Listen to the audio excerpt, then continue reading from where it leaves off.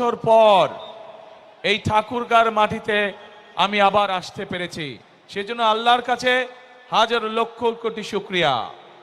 আপনাদের নিশ্চয়ই মনে আছে, আগে প্রায় প্রতি বছর শীতের সময় আমি এই ঠাকুরগাঁও অঞ্চলে আসতাম, পঞ্চগড় এলাকায় আসতাম, বিভিন্ন গ্রামে যেতাম, উপজেলাগুলোতে যেতাম, পৌরসভাগুলোতে যেতাম।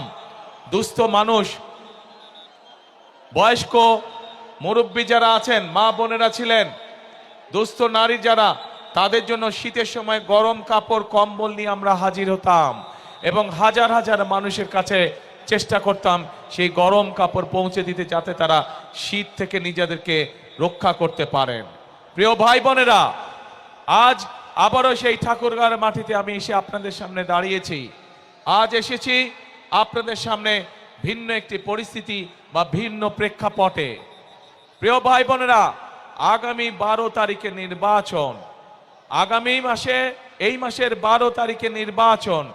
এই নির্বাচনে বাংলাদেশের মানুষ তাদের যে অধিকার কেড়ে নেওয়া হয়েছিল সেই অধিকারের প্রয়োগ করবে বাংলাদেশের মানুষ।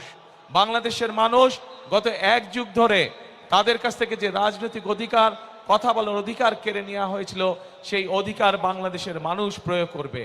প্রিয় ভাই বোনের, এই মাঠের মধ্যে যে লক্ষ লক্ষ মানুষ আপনারা আজকে উপস্থিত হয়েছেন, এই মঞ্চের পাশে ছোট্ট একটি মঞ্চ আছে যেখানে কয়েকজন মানুষ বসে আছেন।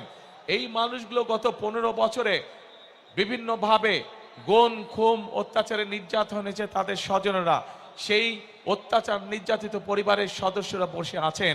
যেই মানুষগুলো আজ এখানে বসে আছেন, তারা তাদের যে স্বজনদেরকে হারিয়েছেন বিগত 1 যুগ ধরে, সেই স্বজনেরা এই বাংলাদেশের মানুষের ভোটের অধিকার প্রতিষ্ঠিত করার জন্য, এই বাংলাদেশের মানুষের কথা বলার অধিকার প্রতিষ্ঠিত করার জন্য নিজেদের জীবনকে উৎসর্গ করেছে। নিজেরা বিভিন্নভাবে অত্যাচারিত হয়েছে, নির্যাতিত হয়েছে। প্রিয় ভাই বোনেরা, আজ বাংলাদেশের মানুষের কাছে, আজ বাংলাদেশের মানুষের সামনে সেই হারিয়ে যাওয়া যে অধিকার, সেই অধিকার প্রয়োগ করার সময় এসেছে। প্রিয় ভাই বোনেরা, 12 তারিখে নির্বাচন হবে। ভাই, এখানে বিজিবি সদস্যবৃন্দ যারা আপনারা হুইসেলিং করছেন, দয়া করে হুইসেলিংটা বন্ধ করে দেন। আপনারা হুইসেলিংটা বন্ধ করে দেন। হ্যাঁ, বসো বসো বসো বসো, কথা শোনো। এই হুইসেলিংটা বন্ধ করে দেন, হুইসেলিংটা বন্ধ করে দেন, হুইসেলিংটা বন্ধ করে দেন, তাহলেই সবাই ধীর স্থির হবে। এই যে প্রিয় ভাই বোনেরা, এই যে মানুষগুলো যারা জীবন দিয়েছে, যারা বিভিন্ন অত্যাচারিত নির্যাতিত হয়েছে, তাদের সেই মূল্যায়নকে কখনো বৃথা দিতে দেওয়া যায় না। এবং এইবারকার নির্বাচন শুধু দেশের জনপ্রতিনিধি নির্বাচিত করার নির্বাচন নয়, এবারকার নির্বাচন হবে আমাদের দেশকে পুনর্গঠন করার নির্বাচন। গত 1 যুগ ধরে বাংলাদেশের মানুষ তাদের যেমন রাজনৈতিক অধিকারকে প্রয়োগ করতে পারে নাই, তারা কথা বলার স্বাধীনতা পায় নাই, ঠিক একইভাবে বাংলাদেশের মানুষ তাদের অর্থনৈতিকভাবে প্রতিষ্ঠিত হওয়ার অধিকার থেকে অনেক পিছিয়ে গিয়েছে।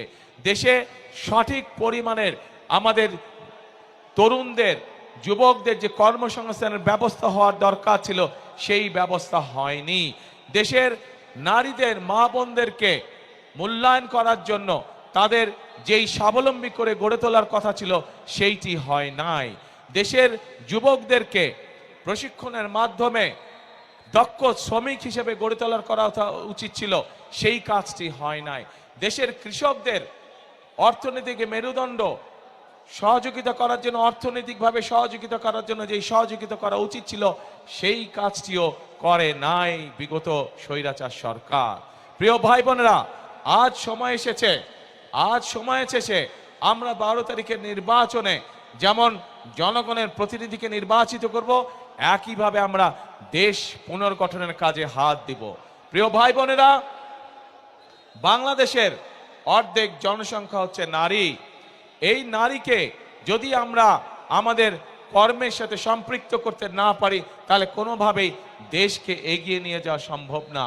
সেই জন্যই আপনারা দেখেছেন দেশনেত্রী খালেদা জিয়া যখন দেশ পরিচালনার দায়িত্বে ছিলেন, তখন ইনি বাংলাদেশের মেয়েদের শিক্ষা ব্যবস্থাকে বিনামূল্যে করে দিয়েছিলেন।